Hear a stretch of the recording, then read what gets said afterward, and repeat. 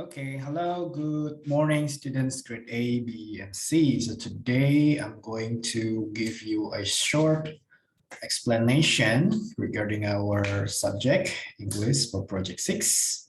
And I hope all of you can grasp the information and also the idea through this video. Ya, so hari ini saya akan memaparkan ya tujuan pembelajaran kita hari ini, tentunya di proyek 6 untuk kelas 8A, B, dan C. Semoga dari video ini kalian bisa belajar dan juga mendapatkan informasi.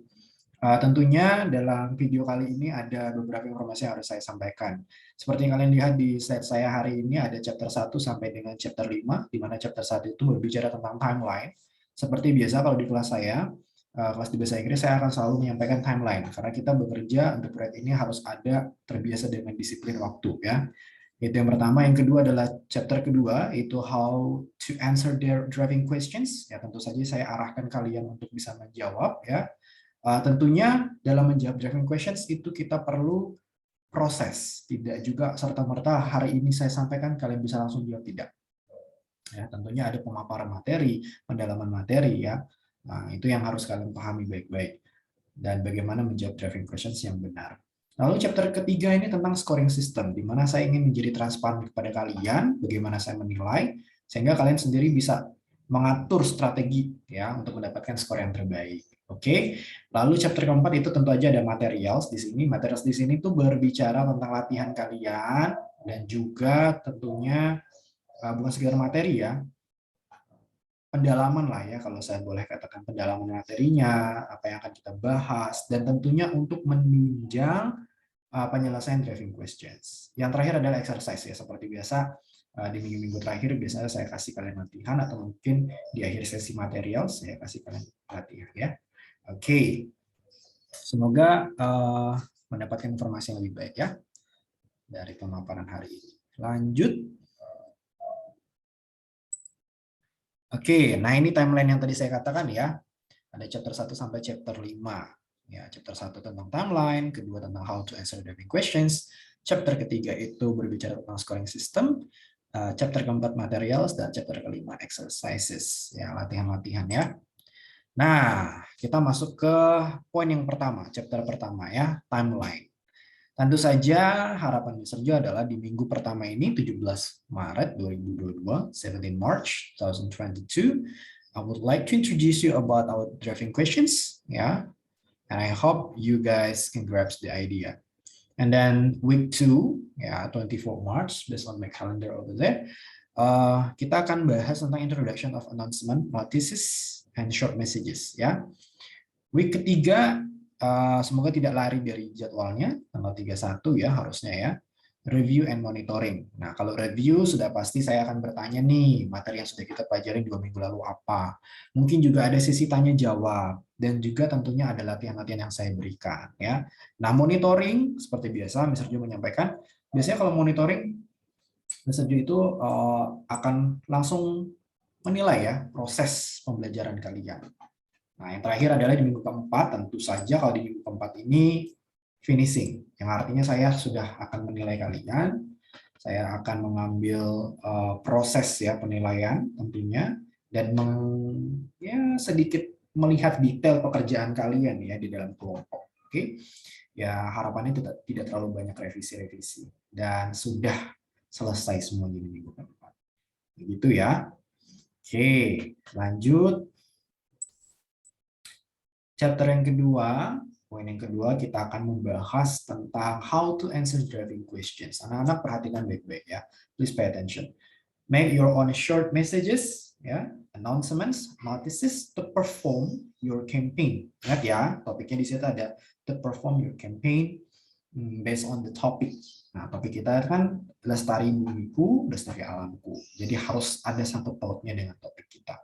Jadi harapannya adalah nanti kalian belajar tentang announcement, apa itu announcement, fungsinya seperti apa, pembuatannya seperti apa, notices juga, dan juga short messages. Nah, ini harus berkesinambungan, harus ada link one to another, dan tentunya bersifat campaign ya. Saya ingin nanti kalian coba mengeksplor lebih banyak ya. Nah, kita lihat ya untuk slide selanjutnya. Slide selanjutnya ini berbicara tentang scoring system. Nah, tentu saja kalau scoring system ada pengetahuan, ada keterampilan, dan semuanya itu harus balance ya. Poin pertama, 50 poin pertama, kalau misalnya kalian bisa menjawab ini dengan baik, ya tentu maksimal di sini 100 ya, 50 tambah 50, 100 untuk di pengetahuan. Understanding the usage of announcement, notice, and short messages for social life. Saya harap kalian bisa mengerti nih, ya penggunaannya bagaimana. Lanjut di bawahnya, kalau kalian bisa lihat di sini, saya geser. 50 points, understanding the functional announcements, notice, and short messages for social life. Ya, tentu saja kalau di atas tadi penggunaannya, the usage, kalau di bawah ini functionnya seperti apa. Ya. Lanjut ke keterampilan. Nah, ini 50 points juga ya, berlaku sama ya. Coincidental of content, temanya. Ini berkesinambungan tidak, pas enggak ya. Dan able to perform announcements notice, ya, announcements notice and short messages as a one part. Nah, itu tadi yang saya bilang, apakah ini punya kesinambungan, link satu dengan yang lain? Gitu ya. Lanjut di bawahnya 50 poin, language usage. Nah, di sini saya akan melihat bagaimana kalian membuatnya ya. Ini ada tentunya di situ ada grammar, apakah grammarnya pas atau tidak, dan creativity dari konten kalian. Nah, ini berkaitan juga dengan driving questions kedua, yaitu TIK ya, kalian membuatnya dikemas dalam bentuk poster. Nah, kita lihat nih, kreativitasnya bagaimana ya, apakah standar atau mungkin luar biasa gitu ya. Kita akan lihat nanti. Oke, itu untuk scoring system. Oke, sekarang kita masuk ke part pertama ya. Nah, ini sudah masuk ke material, part pertama. Definisi ya, ini lebih ke definisi. Saya selalu mengatakan di awal-awal, in the beginning of the lesson, saya akan memberikan definisi dulu. And based on the definition, I took from Merriam-Webster's, ya, ini dictionary. Kalian bisa download di aplikasi Android or iOS, or you can see from webs ya, either Google Chrome or Mozilla Firefox, whatever. Alright, so based on Merriam-Webster's, announcements is a noun, yeah. And the definition, there are three. The first one, the act of announcing something or of being announced, yeah. And then point number two, a public notification or declaration. Number three, a piece of formal stationery design for a social or a business announcements. Yang artinya areanya lebih besar. General usage-nya banyak ya. Ini areanya besar. Okay. And when we try to talk about announcements, sometimes you will find a types of announcements. Saya mau mulai dengan tipenya dulu deh. Atau mungkin bukan tipe ya, mungkin lebih ke penggunaannya ya. Announcements itu bisa secara spoken atau mungkin bisa secara written. Kalau spoken biasanya kalian mendengarkan announcements di mall gitu ya, tempat-tempat umum tentunya ya. Nah, kalau misalnya ada announcement toko sebentar lagi akan tutup, nah itu sepertinya kalian sudah pernah dengar juga ya, announcement secara spoken, ya, pengumuman secara after ya, diomongkan, diucapkan begitu. Nah, kalau misalnya written bagaimana ya? Ini sering banget kita temukan ya, seperti beberapa minggu yang lalu kalian mendapatkan announcement tentang jadwal PJJ begitu ya, dari tanggal sekian sampai tanggal sekian. Nah, itu announcement juga, tapi bentuknya written. Oke. Number two, public notifications or declaration. Tentu saja kita mau inform, kita mau notice sesuatu, kita mau menyampaikan sesuatu ya. Announcements yang tentunya itu to inform ya. To announce, to inform, to declare, to notify, gitu ya. Itu sifatnya announcements. Ya, kalau di bahasa Indonesia itu pengumuman, singkatnya seperti itu saja ya. Oke, lanjut ya.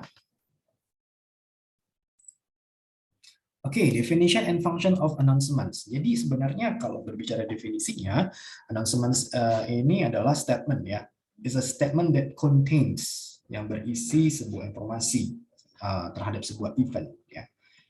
That will occur for the general public to know, ya, wide area. Ini areanya lebih besar nih, ya. Nah, announcements is made with the aim of announcing, Ingat ya, the aim of announcing an important information. Ada informasi yang sangat penting yang harus disampaikan, that must be known, yang harus diketahui oleh banyak orang. Ya, ini definisi dan functionnya. Oke, jadi kalau bisa dikatakan ya, announcement pengumuman lebih ditujukan kepada halayak umum. Kalau halayak umum is general ya, general people, wide area, semua orang harus mendapatkan informasi yang sama. Gitu ya. Nilainya importantnya sama-sama penting. That's definition and function. Nah, when we talk about the types, ada jenis-jenis announcements. Ini hanya 5 saja yang saya sampaikan di sini ya. Biasanya ada public service announcements, ada high schools graduation announcements, ada job announcements, promotions, marriage and wedding announcements. Sebenarnya masih banyak yang lain ya. Nah, salah satunya nanti saya minta kalian membuat sebuah pengumuman announcements tentang tema kita tadi. Nah, campaign ya, tentunya ya, campaign sifatnya lebih campaign bagaimana kalian mendeklarasikan sesuatu melalui pengumuman gitu ya. Oke, lanjut. Lanjut ke structure of announcement. Nah, text announcements itu terdiri cuma 3 bagian. Diingat baik-baik ya, 3 bagian saja. Kalau kalian lihat di sini, kita ada opening, kita ada content, dan kita ada closing. Nah, kalau di sebelah sini, kalau kalian lihat announcement structure itu, kalau kalian lihat ada opening di sebelah kanan ya, ini ya kalau saya lihat ya. Online Art Competition 2021. Ruang School will hold an online art competition to celebrate National Art Day in 2021. Opening. Content. It is your time to show off your inner artist. Students can compete in these performance categories: the singing, traditional dancing, poem reading.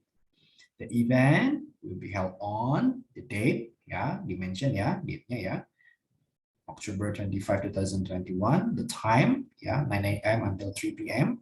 And then ada closing di sini.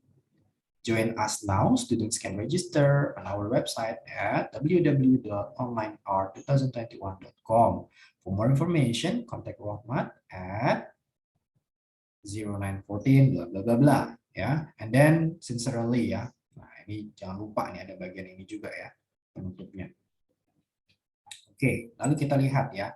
Kalau berbicara opening, content dan closing sebenarnya apa sih yang dibahas? Kalau opening itu merupakan bagian pembuka. Ya tentu. Ya yang namanya opening ya pasti pembuka ya. Nah, bagian opening itu berisinya apa saja? Ingat ya, itu saya bold ya. Berisi judul serta tujuan dibuatnya pengumuman. Nah, ada garis besar informasi yang harus disampaikan di sana. Kalau kita lihat contohnya tadi di announcement di atas itu ya, bagian openingnya berisi informasi bahwa Ruang School akan mengadakan online art competition 2021. Itu ya.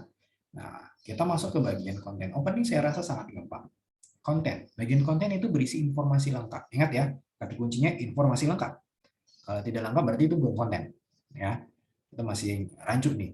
Ini tentang apa nih, gitu ya? Mengenai hal yang ingin disampaikan kepada halayak umum, ya melalui pengumuman tersebut. Misalnya mau mengumumkan suatu event, berarti bagian kontennya akan berisi tentang waktu, tentunya ada tempat pelaksanaan, hingga ketentuan lain mengenai acara. Nah, misalnya dress code yang harus dikenakan apa, equipment-nya apa saja, persyaratannya apa aja, ya. Dan pada contoh announcement di atas tadi, bagian kontennya berisi informasi lengkap mengenai Online Art Competition 2021. Mulai dari cabang lomba yang tersedia hingga waktu pelaksanaan lomba. Ya, ini karena kebutuhan tentang lomba ya. Nah, lanjut di bagian closing. Kalau kalian lihat di bagian closing ini ya, closing merupakan bagian penutup pada teks announcement. Tentu saja ya harus ada penutup. Bagian closing berisi informasi mengenai kontak person. Boleh tidak kalau saya tidak menyertakan kontak person? Yang namanya pengumuman harus jelas. Kalau misalnya nggak jelas, gimana mau menerima informasi dengan jelas, ya kan? Ini kepada siapa, dari siapa, gitu ya. Ya, perlu ada kontak person atau CP ya, yang bisa dihubungi terkait pengumuman tersebut apabila pembaca membutuhkan informasi lebih lanjut.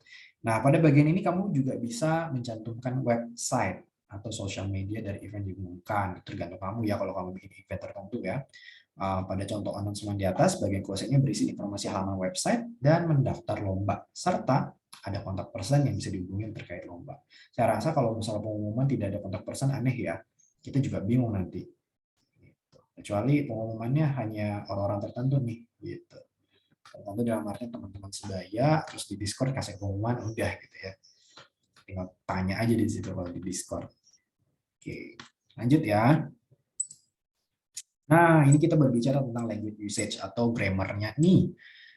Nah, bisa juga nggak mau nyampein lebih panjang kali lebar ya tentang simple present tense, sudah kalian harusnya sih sudah paham lah dengan hal ini ya.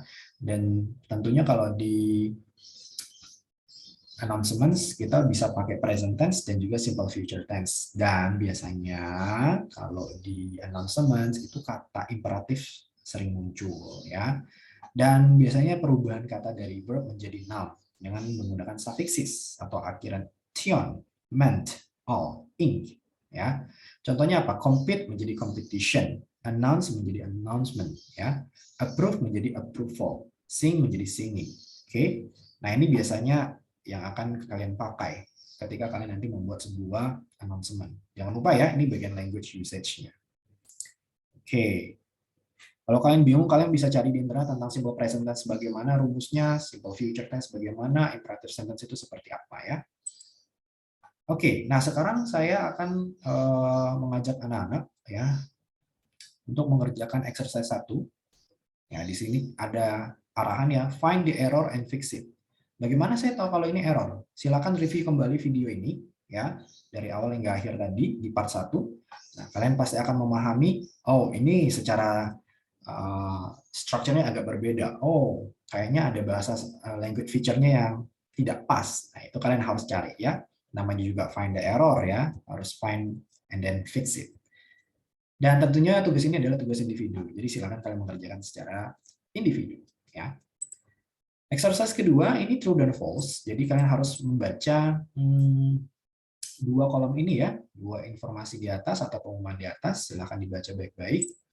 Dan silakan menjawab either is it true or false.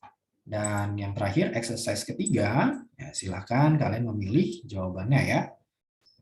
Oke, jadi so far we have 3 exercises ya, and also this is individual. Silakan mengerjakan di PDF boleh, di buku latihan kalian juga boleh. Tidak perlu dikumpulkan, kita akan bahas di pertemuan selanjutnya. And I think that's all for our meeting today. Oke. Tentunya untuk hari ini pertemuan pertama kita sudah membahas tentang announcements ya, di mana announcements itu bisa saya recap lagi. Kalau announcements itu bisa digunakan secara spoken ya atau utter diucapkan secara langsung atau boleh menjadi via written ya. Oke, secara tulisan. Di mana bisa kita menemukan announcements biasa di tempat umum ya, public area. Bisa kita temukan di juga media sosial, itu sering banget kita bisa temukan, oke? Dan biasanya tujuannya dari announcements itu adalah to announce, ya, to declare, to notify, to inform people, oke? Dan juga jangan lupa language features-nya adalah simple presence dan juga simple future ya. Nah, dan kadang-kadang kita menemukan imperatif juga. Oke, I think that's all for our meeting today. Semoga kalian bisa mendapatkan informasi yang lebih jelas. Untuk minggu kedua dan minggu ketiga pertemuan selanjutnya, kita akan membahas tentang notice dan juga short messages. Oke, if you have any questions, let me know. Kalian boleh WhatsApp saya, kalian boleh tanya-tanya ke saya. I think that's all. Have a great day. Bye-bye.